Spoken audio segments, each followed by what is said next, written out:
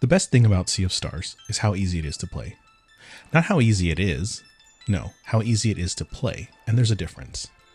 Sometimes games can be stressful, other games are scary, still others are all about competition.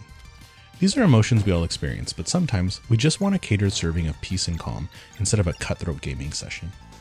Sea of Stars delivers just that, a beautifully designed, inviting, and engaging game about two warriors and their friends on a journey to save the world. Classical, high stakes, and yet a serene playthrough. Sea of Stars was made by Sabotage Studio, the same group that made 2018's The Messenger, and while I haven't played it, and though it apparently adds another level of satisfaction to this game, it isn't a prerequisite to enjoy it. And look, I know it's nearly been a month since it came out, but come on, cut me some slack. Let's look at a few of our usual categories and see how this game stacks up. Story and characters. Without spoiling anything, the game isn't necessarily groundbreaking, but it does do a good job of mixing and matching the various elements we've seen throughout other RPGs in its own unique way. Starting out at the beginning of their journey, and immediately followed by a flashback, we meet Valere and Zale, if I'm saying that right, two Solstice warriors who are on a mission to defeat a Dweller, a potentially world-ending monster created by the nefarious Fleshmancer.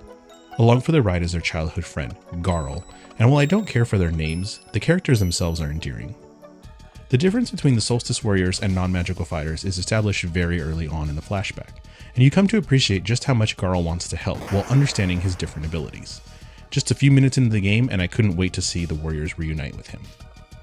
The pirates you meet in the first few hours are also some of my favorite, and I seriously laughed every time Keenathan, yes, Keenathan, boasts about his name. Their mystery, con artist antics, and silliness all made me want to help them. The twists and turns that the story takes don't feel forced, even if they take you away from what you thought you'd be doing, like when you help said pirates. The bosses feel like real threats, and their world feels lived in. As an example, the first place you sail to with the pirates is in perpetual darkness, and is under control of a necromancer. The people on the island in the local bar are under her spell, and are realistic enough that you want to help them, and I was excited to go on that journey. And the mystery party members you're bound to encounter also raise the level of intrigue that I find myself coming back to the game on a regular basis, even if it was for just 30 minutes at a time between appointments or a busy schedule. Graphics. If you've played anything in the last 5 or 6 years, you're familiar with the neo-retro style that has become so prevalent nowadays. In my Octopath Traveler 2 review, I pointed out how Square has nearly perfected this look and style. While not the same as Square's patented HD 2D style, Sabotage Studios does an equally impressive job with how amazing Sea of Stars looks, and runs for that matter. Playing in 4K 60 FPS on Series X looks incredible, and the detail they put into every single character and environment is impressive. Where it does fall short are some of the cutscenes that feel out of place, but thankfully they aren't too prominent.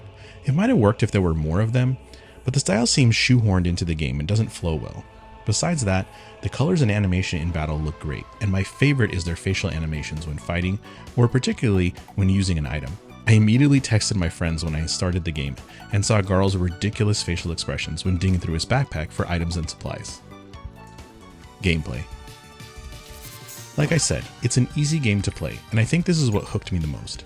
Combat has been likened to a lot of older RPGs, namely Super Mario RPG and its timed hit mechanic in battle.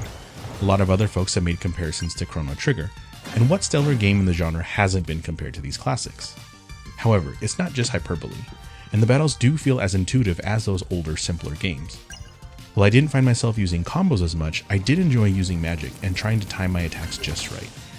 Blocking at the right time reduces damage, and it does feel challenging enough that you want to perfect it without getting frustrated.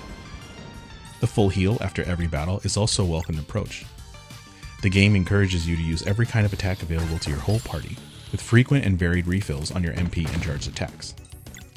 This isn't to say that there aren't hard parts. Hell, even early on, if you find yourself battling these worm creatures before you can deal much damage, they'll respawn over and over and call in reinforcements that will absolutely destroy you. Not gonna lie, it felt a little more like a bug and less like a feature, but in the 20 hours I've put in thus far, it's the only issue I've encountered, if I can even call it that. I also appreciate that when an enemy is charging an attack, you can see very clearly what type of attack you need to deal against them, specifically to break the charge. I also really appreciate no random encounters, because it makes me more willing to explore the map. While I love Octopath Traveler 1 and 2, those random encounters made me feel uneasy about moving forward, and sometimes I'd even forego a chest because I was worried it'd throw me into another battle I wasn't prepared for. Here, chests and items are plentiful, mixed together perfectly with unlocking your path forward, When you get your grapple hook, you can use it as a first attack against enemies. I also love that you can easily move between party members, which are swappable while in battle. It makes me feel like no party member goes unused or wasted. Conclusion. Sea of Stars is a relaxing yet engaging RPG that doesn't hide its influences, but also does things its own way. The story is a mix of serious and silly. The visuals are a great combination of older style 16-bit era with enough polish that it should age extremely well. I've enjoyed my time thus far with the game, and barring any serious issues between now and the end, I know I'll start another playthrough shortly. With what I've played so far, my initial impression of the game is a 10 out of 10. Worth full price if you don't have Game Pass, and honestly worth buying to support Sabotage Studio even if you do. I'll be picking up The Messenger soon as well, because I've heard nothing but great things about it, and if Sea of Stars is any indication, any of their other work, both past and future, is sure to be worth my time and money. Thanks for watching. I wanted to take a minute to thank those viewers who gave me some constructive criticism on my last video. It means a lot that folks can help me refine my skills here. Writing, editing, and the whole production that goes into making even a short video isn't an easy task, and the feedback I got helped a ton. Keep sending your thoughts and ideas this way, as every comment is very much appreciated. Take care, and I'll see you next time.